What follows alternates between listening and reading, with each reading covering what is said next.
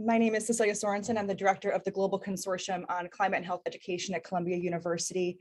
And it's my pleasure to welcome you today to this Climate and Health Rapid Response. As you know, this past summer was a tragic and devastating time for many countries and communities in the Mediterranean who experienced record-breaking heat waves and one of the most severe wildfire years in history. And although individual fires are difficult to attribute to climate change, heat waves and droughts, which we know are becoming more likely and more intense in this era of climate change, certainly we know played a role. Now, the health impacts of these events we know are widespread and they preferentially impact some of the most vulnerable populations, yet we are rarely able to truly quantify these health effects, and thus they are very difficult to address. So today we've brought together a panel of incredible health experts from the region to really explore the health story behind the interconnected climate events of this past summer, and to discuss how to heal from these events and how to prepare health systems on many fronts for the complex environmental future that lies ahead for the region. So with that, it's my pleasure to introduce our speakers. Dr. Umeet Sahin is a senior scholar and the coordinator of climate change studies at the Istanbul Policy Center at Sabancı University. Since the early 1990s, Dr. Sahin has been part of the Green political movement and an active contributor to the anti-nuclear and human rights movements. He is one of the founders of the Association of the Doctors for the Environment, serving as the organization's president between 2002 and 2006. In 2007, Dr. Sahin coordinated the Turkey Signed Kyoto Protocol campaign, which was carried out by Turkey's Green Party, for whom he was one of the founders and served as a co-spokesperson between 2010 and 2012. Dr. Sahin also recently served as a member of the steering committee of the Istanbul City Council for its 2019 to 2021 period. In addition to these policy and leadership roles, Dr. Sahin has authored and edited several books, policy papers, and articles related to climate change, energy transitions, environmental health, green politics, and human rights. So we're honored to have him join us here today. Our next speaker is Dr. Charlampia Galadari. She is an internist and a PhD candidate at the National University of Athens. Currently, she runs her own private practice and works as a research fellow at the Hypertension and Cardiovascular Disease Prevention Clinic at the Athens Medical Group in Greece. After graduating from Patras Medical School, she moved to the US, where she completed a postdoctoral cardiovascular fellowship at Beth Israel Deaconess Medical Center in Boston, Massachusetts. In February 2020, she founded the Hellenic Society of Environmental and Climate Medicine, whose mission is to raise awareness of the health effects that climate change poses on humanity so that each of us may take steps to reduce the health burdens now and in the future.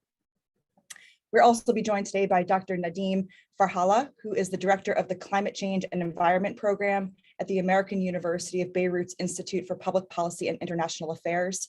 His current research interests focus on the impact of climate-related flooding and drought on human settlements, the nexus of water, energy, and food in relationship to climate change, with a focus on adaptation and resilience.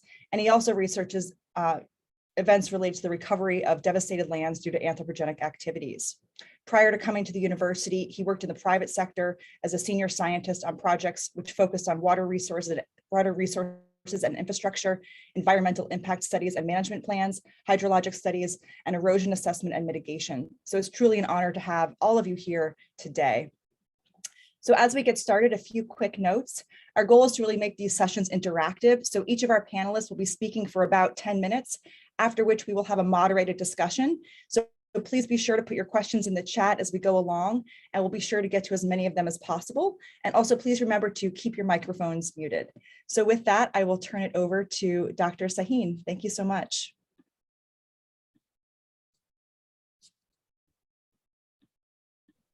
Thank you, Cecilia.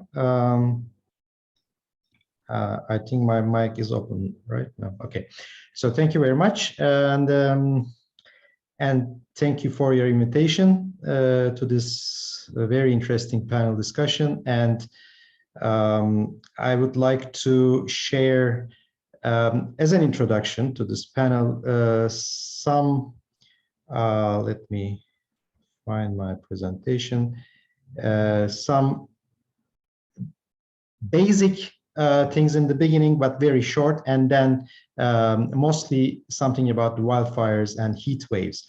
Also as a medical doctor and the public health specialist, I'm quite a bit interested in the health effects of heat waves. So together with wildfires, and I think it's a very important part of wildfires or fire weather, let's say.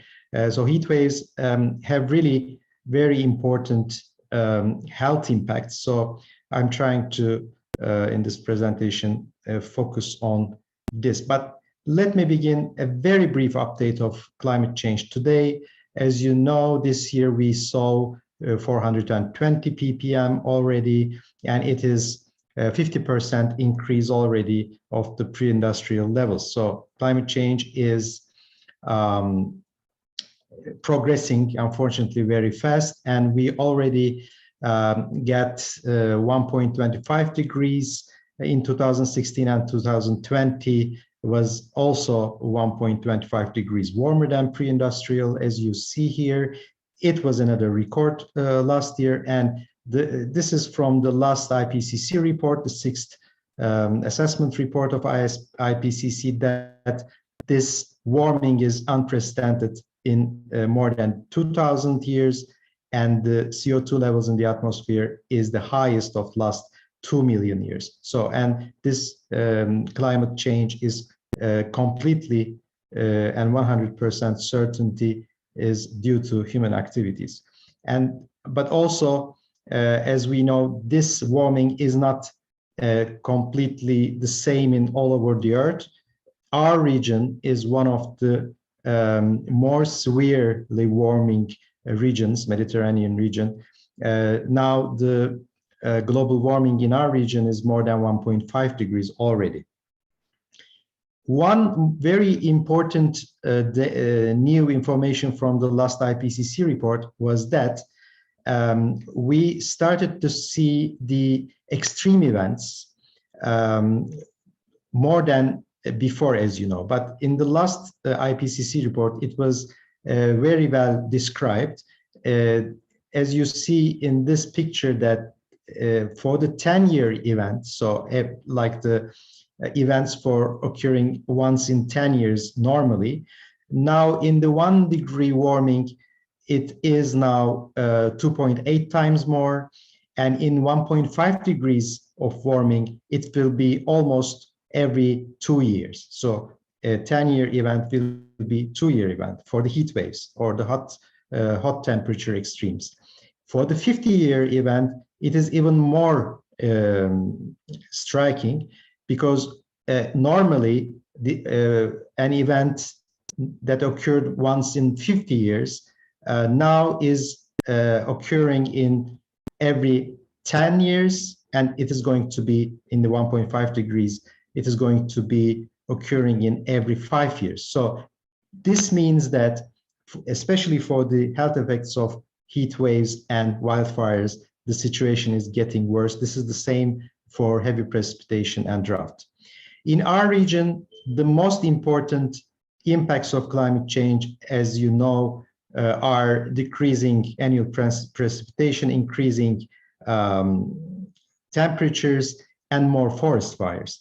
And only if you look at the last 4 years, we have seen these massive wildfires in Portugal and Spain in 2017, in Greece in 2018, Australian wildfires in 2019-20, record-breaking wildfires in California and North America in 2020, and both in 2019 and 21 this year, Siberian wildfires were really massive and mega fires.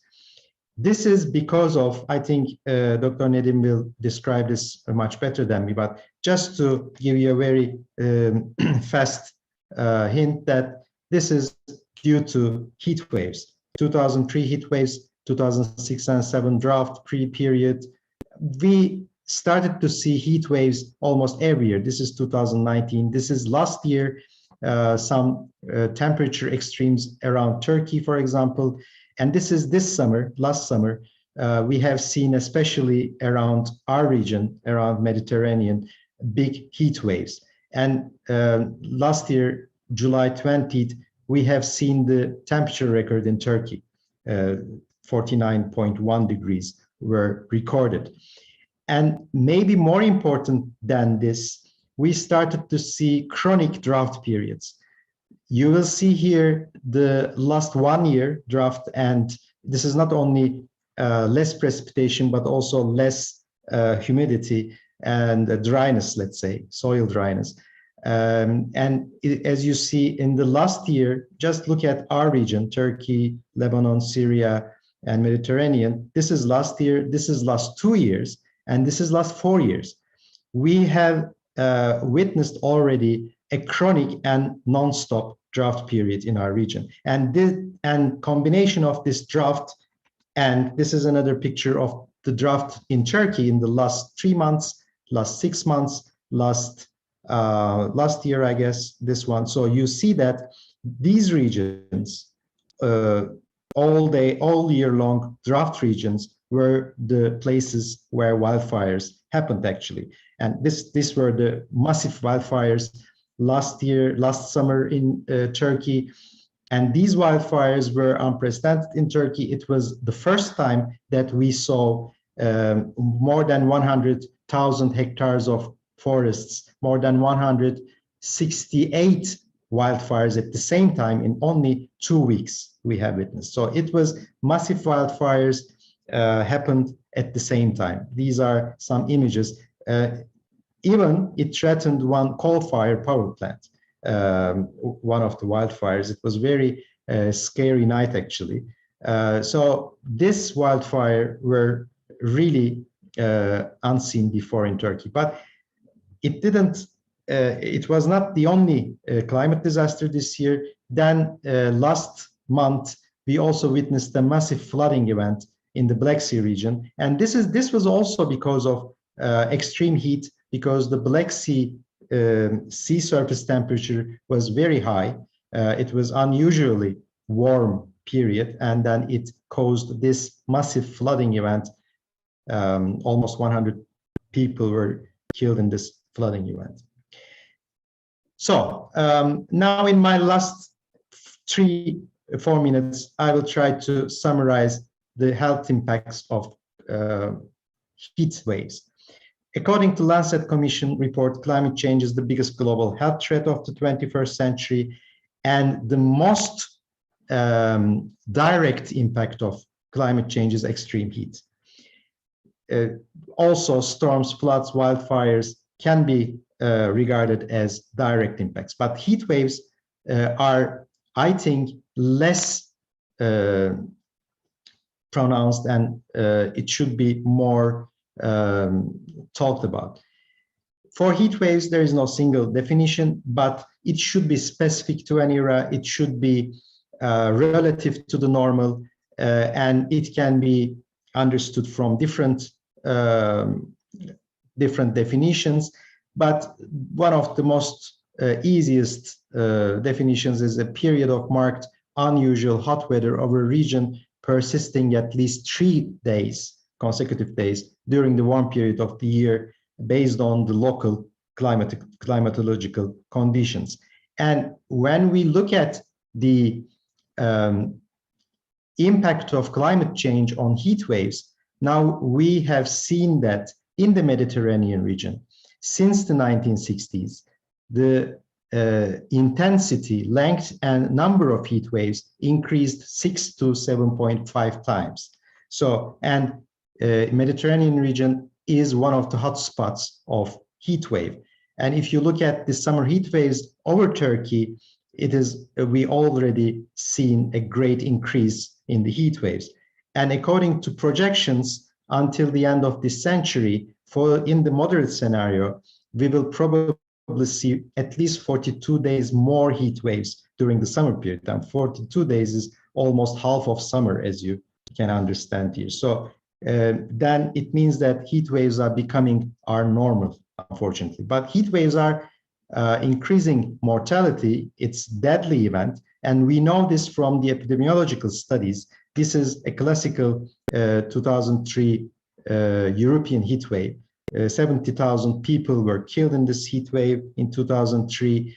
But we have known a lot of other very deadly heat waves, like in Chicago heat waves in 1995, or in California, or in India, in Switzerland. We have seen a lot of heat waves like this. And we know that from the literature that, for example, in Europe, every 1 degree increase for the apparent temperature, mortality rate is 2 to 3% higher.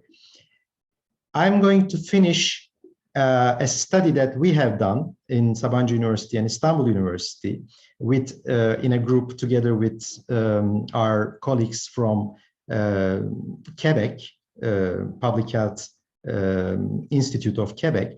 So we studied the excess mortality in Istanbul during the extreme heat waves between 2013 and 2017. And according to this study, we have seen that 3 heat waves in 2015, 2016, and 2017.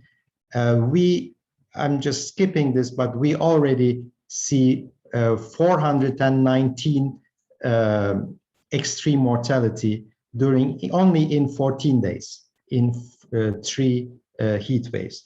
So we have to know that some groups are at extreme risk in the heat waves, especially elderly. Also, this was the case in our study. Elderly, patients with especially cardiovascular chronic diseases, children, women, and especially the groups with who are living in improper living conditions. And we have to consider heat wave as a public health issue, and from warning people against the impacts of heat to just highlight the synergistic effect, synergistic relation between air pollution and heat wave, especially ozone pollution and heat wave in the summertime, and especially the deadly effect of very high night heat. So night heat is also very dangerous. Extreme nighttime heat is also very dangerous for health. As a conclusion, so we need to take care of heat wave as a public health problem. National and local policymakers should be aware of the importance of heat waves, and heat waves should be acknowledged as the most direct impacts of climate change. So we need to set city-specific local thresholds for heat waves, and heat warning systems should be established. Of course, personal precautions and warning systems are also important, but we need to remember that the fight against heat waves should be public health problem, which is taken care of by the authorities, health authorities. Thank you. Thank you so much, Dr. Sahin. It really helps sort of lay the groundwork for us to understand how the Mediterranean region is becoming this climate hotspot, really, with many different compounding climate-related risks to health. So thank you for that. I'll turn it over now to Dr. Galadari. Yes, thank you. Can you see my screen? Okay, so now we are going to talk about the individual health impact of the wildfires. We know that climate crisis is here and that it is a threat, a major threat for global health. Climate-associated disease burdens on the national health systems around the world may lead to political or social instability. And it is under no question that climate change constitutes a medical emergency. Here you can see photos from Alepochori, a city in West Attica during the last summer, from Varibobi, northwest of Attica, Vilia, a city in the west of Athens, and Keratea in East Attica, where 240,000 acres of land were burned. From these, a total of about 186,000 acres were forest land, which constitutes 16% of the forests of mainland Attica. Here in the map, you can see with green color the forest land which was burned in Attica this summer, and it is taken from the National Observatory of Athens. The same picture from Evia, an island in Greece above Attica, where 23% of the total island is covered by different types of forests. The fire this summer burned 33% of this area, which corresponds to about 1/3 of the forests in Evia. From the total acres burned, 275,000 were forest land, and the rest, 34,000 acres, were olive groves. Here, a picture from Achaia, ancient Olympia, and Hithio in Mani, 3 different areas in Peloponnesos, where about 300,000 acres of land were burned. Our Prime Minister supports climate change as the culprit for these wildfires, and he calls Mediterranean nations to lead the efforts to respond to climate change. He also underlines that ignoring the cost of extreme weather around the globe would be incalculable for the humanity.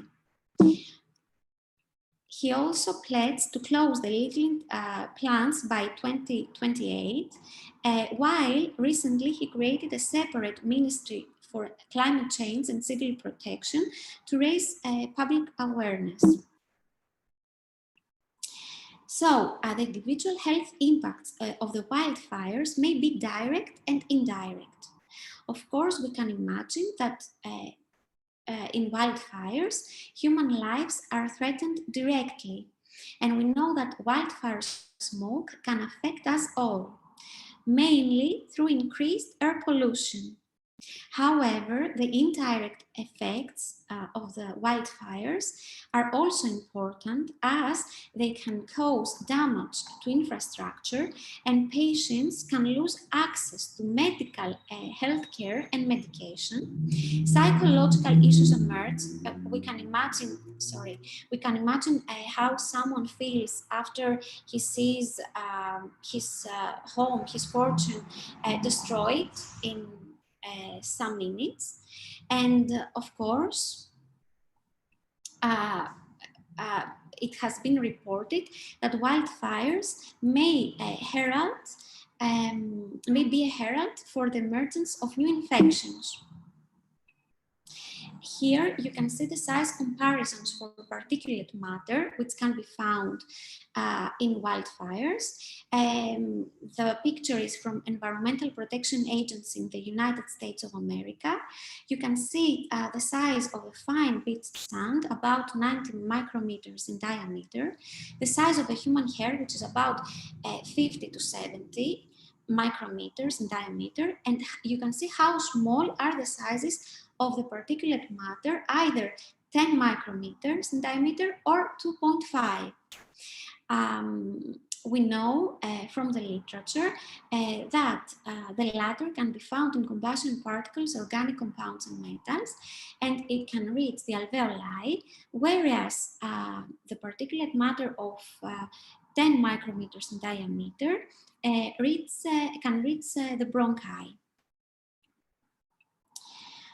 So the wildfire smoke, as we said previously, has a high concentration in fine particulate matter, 2.5 micrometers in diameter, and it can cause headache and increased fatigue among humans. It can irritate the eyes, sinuses, and the throat, causing thus increased coughing. And of course, it can cause difficulty breathing, especially in people with already diagnosed with respiratory disease. It can exacerbate chronic obstructive respiratory disease or asthma. And of course, it can cause chest pain, mainly in people with ischemic heart disease. It is under no question that air pollution is a major risk factor for cardiovascular disease. Air pollution is increased during wildfires, and it can affect the heart rhythm, the heart rate, the vascular tone, the blood coagulation, and the blood pressure. Here in this picture, we can see the possible biological mechanisms linking particulate matter to heart disease, of course, through systemic oxidative stress and inflammation, causing thus increased thrombogenicity, insulin resistance, dyslipidemia, and thrombosis. Particulate matter can also cause autonomic nervous system imbalance, thereby affecting the heart, mainly heart rate and heart rate variability. And of course, it can enter directly into systemic circulation, causing vasoconstriction, endothelial dysfunction, and platelet aggregation. It has been also showed that exposure to air pollution during a pregnancy has been linked to high blood pressure in children. So we see that pregnant women and children are also very vulnerable to air pollution and wildfires. What we observed this summer in Greece after the wildfires in Attica is an increase in COVID-19 cases, in confirmed COVID-19 cases in the hospitals. And there are data in the literature that support our observation. Even now, we don't have this data reported from Greek hospitals. So these scientists from Harvard University in 2019 showed that mortality rates in 2020 showed that mortality rates for COVID-19 in the United States were 8% higher in states afflicted by high particulate matter of 2.5 micrometers in diameter concentration in the air, with a very high number of confirmed cases of COVID-19 and around 18,000 deaths among population. This number was further increased after the California wildfires in August 2020, which shows that atmosphere was further burdened from the pollutants that were released from this catastrophe. Something similar we observed that happened in Greece this summer. And of course, this was not the case in Maine, which is one of the cleanest states in the United States that adhere to the Clean Air Act and the state law. And here you can see that the confirmed cases of COVID-19 are far more or less, and the deaths as well. European scientists supported the double hit, proposed the double hit hypothesis for this connection. They support that chronic exposure to particulate matter of 2.5 diameters, micrometers in diameter, it increased the expression of the ACE2 receptor in the lungs, which helps the virus, facilitates the entry of the virus into the lungs, and to cause lung damage. Nitric oxide constitutes a second hit that further damages the lung and that can cause acute respiratory distress syndrome, causing severe disease and death. Apart from this, air pollution has been shown to affect mental health and cognitive ability, especially in children, and it has been linked the high particulate matter air pollution to 150,000 cases of type 2 diabetes in the United States, mainly by causing oxidative stress in the lung, and which in turn triggers increased vascular resistance to insulin, which is the main determinant for the development of type 2 diabetes. Of course, climate change and wildfires can affect the pregnant women, as we previously mentioned. The main problem here that births are accelerated by 5% on hot days when temperature exceeds 32.2 degrees Celsius. And we can have premature births, which we know that they can be detrimental to a child's physical and mental health. So apart from pregnant women, populations at risk are the poor and the homeless, the elderly, the babies and the children, patients diagnosed with cardiac, respiratory or mental disease, and people working outdoors like the farmers.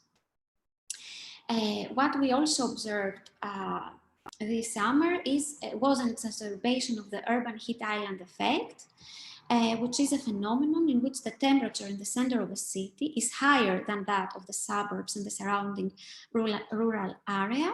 And it is observed mainly after sunset when there are no strong winds.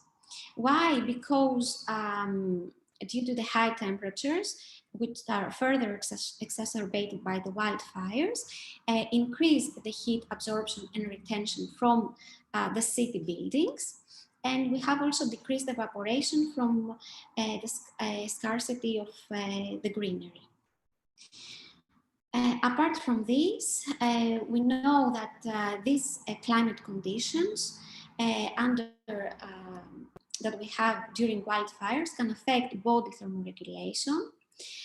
How? By disturbing the thermal balance equation that, as you can see here, is that heat production should equal the heat loss. This happens due to the disturbance of the body heat loss mechanisms. Here you can see those mechanisms: conduction, convection, radiation, evaporation, and respiration. And thus, we have the emergence of climate-sensitive diseases like deterioration of kidney function. Here you can see the chronic kidney disease of unknown etiology, or the Mesoamerican Nephropathy, as it is also known, which was first described in El Salvador in the 1990s, when an unusually large number of farmers died of irreversible kidney failure. We saw in Athens, after the wildfires, patients coming to the emergency department with the deteriorated kidney function, dehydrated. You can imagine how hot were the temperature with the wildfires during the heat wave. And you can also imagine that we also had power shortages. People lost access to air conditioning. So those with those vulnerable already were very easily dehydrated. Dr. Galadari, we'll need to wrap up in about 1 minute. Thank you so much. Okay, sorry. Let me mention also that the collapse of natural ecosystems makes it necessary for animals to move from the land and sea to colder areas to survive. So the risk of exposure to new infectious diseases increases. Animals come into contact with other animals that they would not normally encounter. And thus we have the perfect conditions for the introduction of new pathogens into hosts that then infect humans. This was the case also for COVID-19, which is also a zoonosis. We have, after wildfires, the emergence of eco-anxiety, which constitute feelings of anxiety about the degradation of our ecosystem. We all remember those school strikes that started back in 2015 and are ongoing all over the world. The sleep was disturbed due to the high temperature observed during the nights. There are studies like this American one that supports sleep disturbance, especially during the summer, and this is especially prominent among those with an average annual income of less than $50,000 and the elderly. What we also need to mention here is that during wildfires, patients can lose access to their medication, especially diabetics lose access to their insulin and sugar meters. And we see the emergence of a new field, the geoenvironmental diabetology. And this is very, very important because diabetics constitute a large number of the population. We need research data to support this. And I think I'm done. I was okay with the time. Okay, thank you so much. We'll move on to Dr. Nadim. Thank you. Thank you. Thank you. I will take off here where everybody else has left, and I'll try to be quick.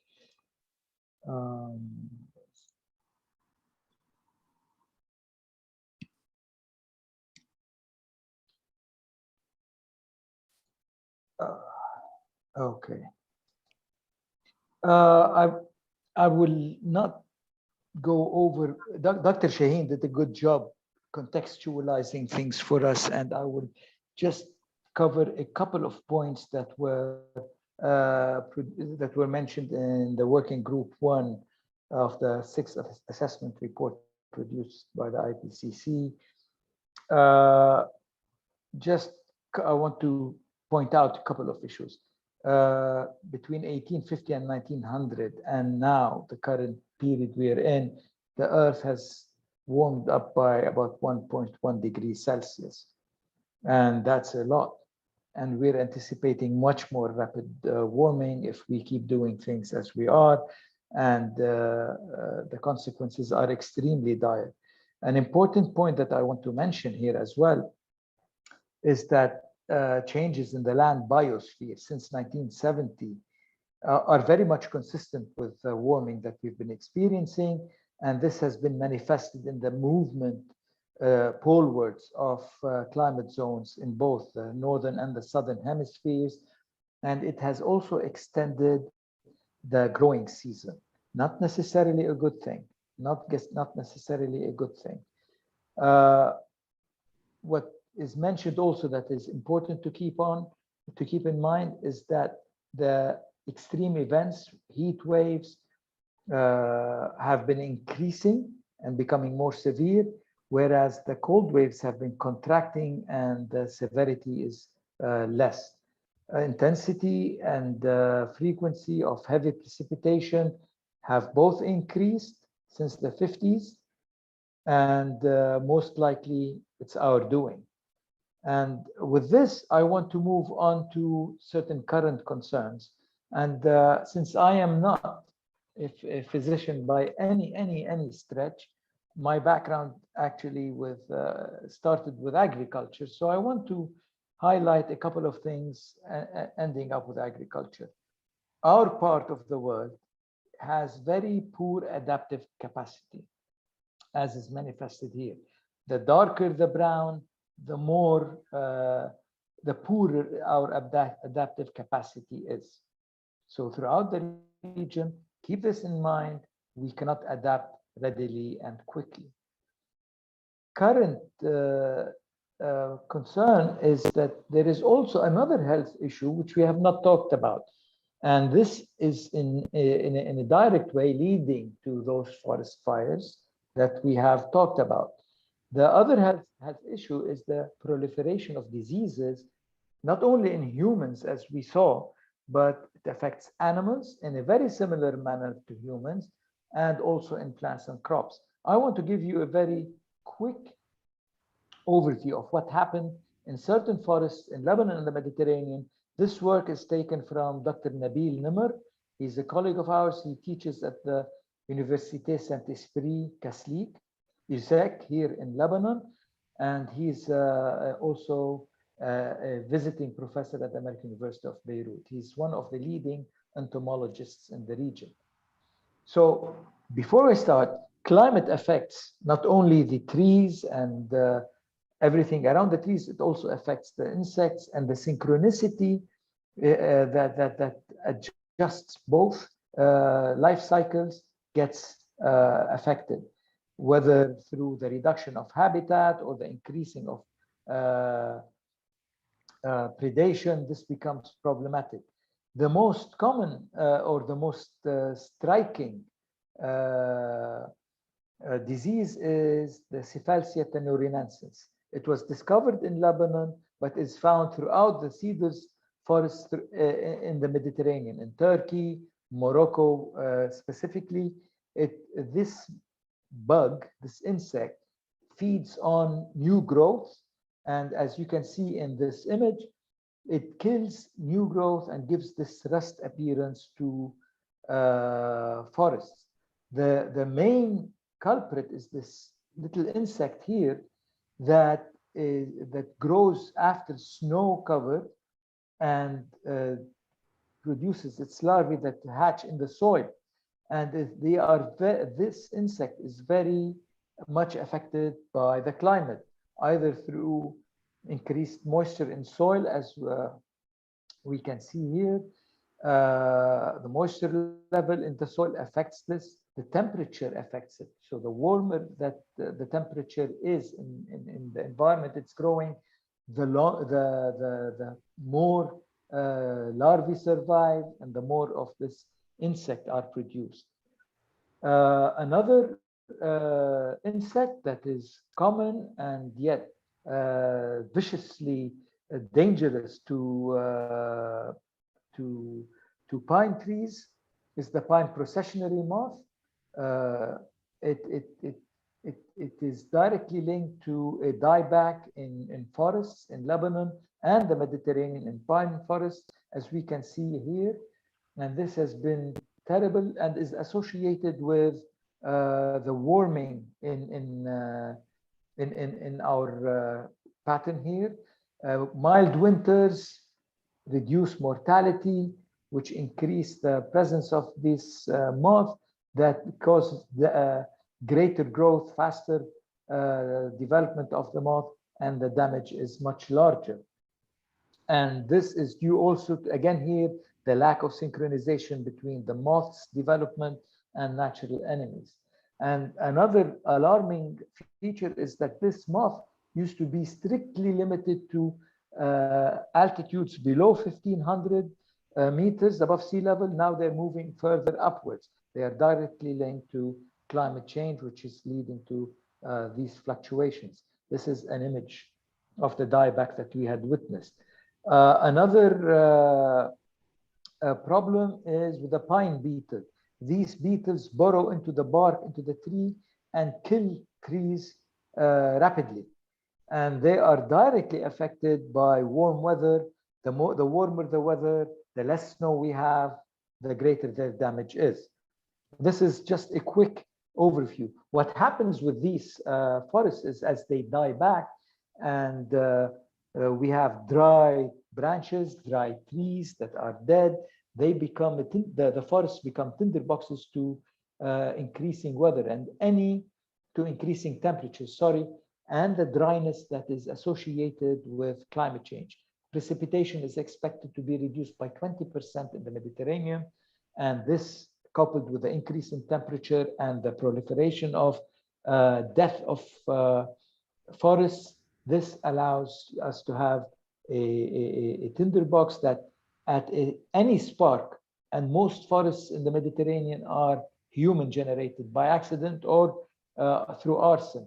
This then allows for rapid spreading of forest fires, and with our inability to cope with things as they stand now, these forests have become much more devastating.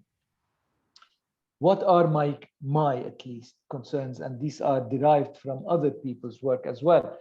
Working Group 2's chapter, which is forthcoming in February, says that the Mediterranean region is highly vulnerable to interconnected climate risks. Drought, for example, drought followed by forest, followed by floods, as we have seen in Turkey. Forest fires have come in, and after that, the devastation to the land becomes so bad that if And when floods do come, the erosion, the damage to the soil and to the landscape is irreversible. It is important to note that 71% of the MENA region's GDP and 61% of its population are exposed to high or very high water stress. The rising sea level is a problem in the Mediterranean, not by the rise itself, though that could be problematic, but by the storm surges that are coupled with it, and increase the exponential increase in the size of the wave for every few centimeters increase in sea level rise. Multi-hazards threats are another. It's a combination of climatic events, extremes, and pandemics, as we saw with the forest fires throughout the Mediterranean. COVID was there. People were afraid to congregate, but yet had to, and this led to the proliferation of the disease and health hazard, and the inability of the health system in many countries to cope with this increase was further tasked. So disease proliferation, humans and crops are important issues, and the cascading of events is something that we really need to address and keep in mind. I think I will stop here and turn it back over to you, Cecilia. Thank you. Thank you so much. And thank you to all our speakers for all this incredible knowledge and information that you've shared with us. We have some great questions from our audience. So I'd like to start with a question from Jamal Abu Ashur. He says, due to climate change in the Eastern Mediterranean region, water resources will be greatly reduced, and we will be forced to use water of less quality. And he would like you to comment on, the impact that this has on the region as compared to other climate impacts, which we've talked about in terms of heat and wildfires. I can jump in on this if I can. Yes, water quality is an issue, has always been an issue in this part of the world. It's not only that we are using poor quality water in irrigation. Sometimes in some countries, raw sewage is used.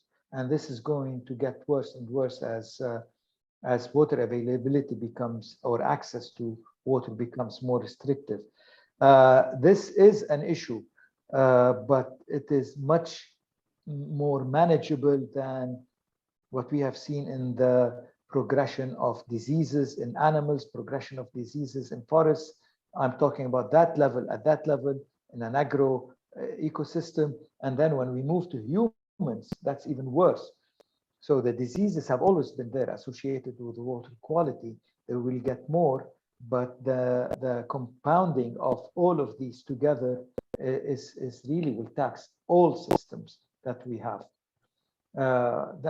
Plus, we always keep forgetting, and we've put it to the side, demographics is an issue. We should really work on this part of the world on reducing population growth. This is critical. We cannot afford to keep doing this. I'll stop here. Thank you. Thank you. Dr. Umeet, you were shaking your head. Do you have anything to add? No, I agree. Okay, fantastic. Another question here is, there are, the question is, if you could share if there are any policies addressing the effects of heat in populations, especially in urban areas where there's high rates of mental illness as well as homelessness. This is an increasing issue in US cities. And we're curious if there's any policies in any of the countries where you're from to sort of address the impact of heat in urban areas.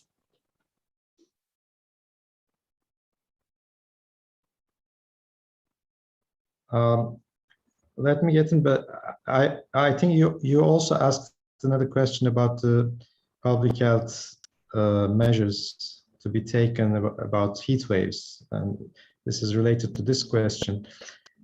For Turkey, I may say that unfortunately, this issue is not really recognized as one of the most manifest impacts of climate change. I still try to understand the reason of this. We are trying to convince policymakers about the importance of this.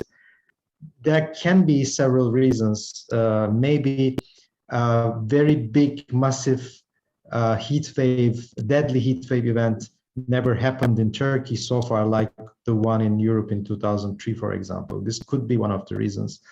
I can say that because we saw this summer that people realized that mega fires could happen in Turkey too. So unfortunately, people want to see the disaster in their own eyes. It's unfortunate. They don't really look at the scientific data too much. They want to see it, and it creates a lot of delay for the policy making. Unfortunately, both for the local governments and for the health authorities, the health heat waves are not really recognize the most important impact of climate change. Still, even the public health professionals in Turkey still think that vector-borne diseases, for example, are more important, but I don't think so. I think the most direct and immediate effect will be and still being the impacts of heat waves and mortality due to heat waves. But unfortunately, we have, and also maybe there is a cultural reason, because in the countries like Turkey,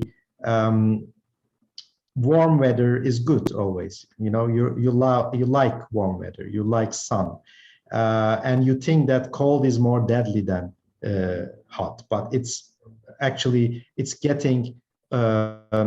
being opposite now because of climate change. Now hot weather is more deadly than cold weather in country like Turkey, in the Mediterranean countries probably. So, but we still have a lot of way to go in this matter. Okay, thank you so much. This is a question for Dr. Galadari. Haley Campbell's asking if you could elaborate on how the summer of 2021 wildfires in Greece impacted the existing healthcare infrastructure, and what the results were of that. Yes, of course. For example, during the wildfires that we had in summer, patients lost access to medical health care, either due to catastrophes that occurred in the roads. They couldn't reach to the hospital, patients couldn't reach to the hospital, and also some medical centers were also destroyed from the wildfires. Another indirect effect is that we had many people visiting the emergency departments with respiratory or heart problems. So this increased the burdens for the physicians there in the emergency departments, because they had to cope with the increased cases of COVID-19, the confirmed cases of COVID-19, and they also had to deal with patients coming from these areas. So you can imagine that the burden for the physicians, the population that wanted to go to the hospital and get examined was very high. Thank you so much for that. And I know we saw similar impacts in the US after, we've seen huge heat waves and huge wildfires, and seen how much healthcare systems are impacted by inundations by patients who need help. And we've seen lack of capacity be one of the issues resulting from that. The next question is from Stefan Wheat. And the question is around what public health infrastructure currently exists for health warning systems in the region, for example, for heat warning systems, for air quality warning systems. What exists right now, and what needs to be built in order to keep populations safe? In Greece. Sure, yeah, Greece, Turkey, Lebanon. For example, in Greece, we have the Civil Protection Department that informs people in case we are expecting a heat wave, or in case we have a wildfire. The send a message to our mobile phones that informs us about the situation and provides us with measures that we need to take. For example, when we have a wildfire, they text us and not to open the windows, to evacuate a city to the closest area. Our Prime Minister, as I mentioned, established the new Ministry of Climate Change and Civil Protection, which will help further raise public awareness. And we have also a department in the Ministry of Environment and Energy that has data about the air quality index in several regions around Greece, not only in Attica. And that from there we can extract data, research data. Let me add something. I was just trying to say this actually. Unfortunately, we don't have this system yet. So that's very important. Still for the heat waves and also air pollution. For heat waves, still only meteorological services publishing a warning, and that's all. Not the health authorities, not the local governments, not the government itself. They don't send any messages, they don't do any announcements, etc., etc. This is what I was trying to say, that this is not still recognized as a public health crisis. Also for air quality, when there was an air quality, the big smoke, for example, and an air quality crisis, air pollution crisis, only environmental ministry is publishing that this is happening, and that's all. And there's no any real I don't know, precaution to be published or any warning system. So I think still for Turkey, we still have a lot of way to go, unfortunately.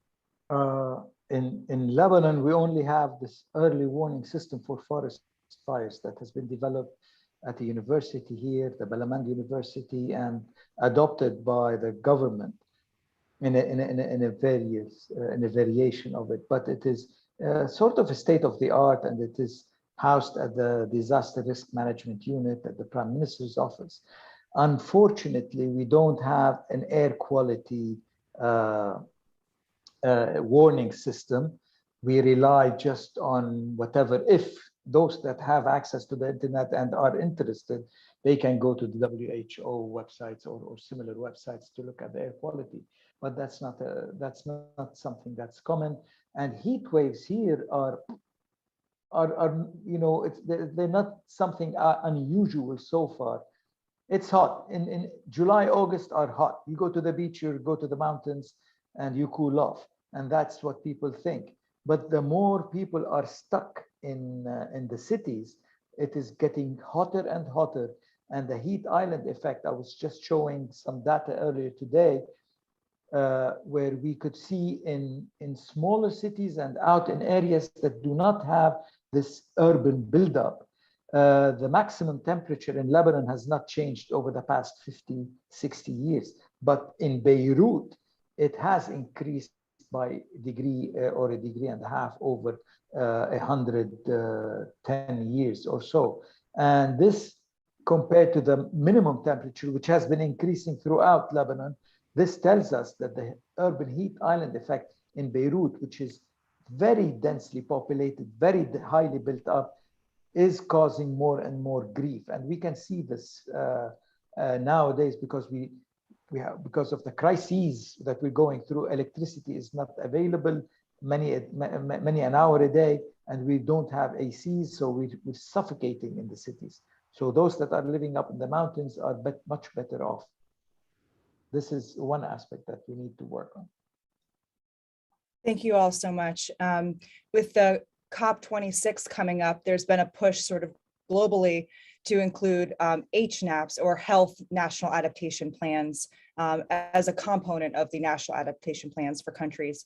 I'm wondering if you could comment, if you know, on the status of health adaptation plans for your country, and if that is even on the radar or on the agenda of policymakers. We have done a study on the cost of climate change on Lebanon's basic economy, and the cost is now, if we do nothing for the next, by 2050, I think, or 2040, the cost is about $80 billion a year. And part of that is based on health. So the health component, the health impact of climate change is well recognized. And now how well are we reacting to this information and to this study that was done? I don't know. It's still what we are focusing on is whatever money is made available by the different funds that that are made available through the UNFCCC and through donors, and these are not really focused on the health aspect. Most of the funding that comes in addresses mitigation because it's a backdoor into supporting donor economies. So rather than focusing on adaptation and helping the health sector adapt early on to what's coming, we are being thrown back into mitigation where most of the money is going. And this has improved a little bit, but still the major focus is on mitigation, which is not helping at all. Over. Thank you so much. Really appreciate you all being here today. We've learned a ton. We're at the top of the hour. So if there are any questions, please feel free to reach out to me and I can direct them on to our speakers. We are honored to have you join us today, and we will be posting this video in the next 24 hours for those of you who would like to share this with your colleagues. Again, thank you so much for being here today, and we look forward to working with you in the future. Thanks. Thank you.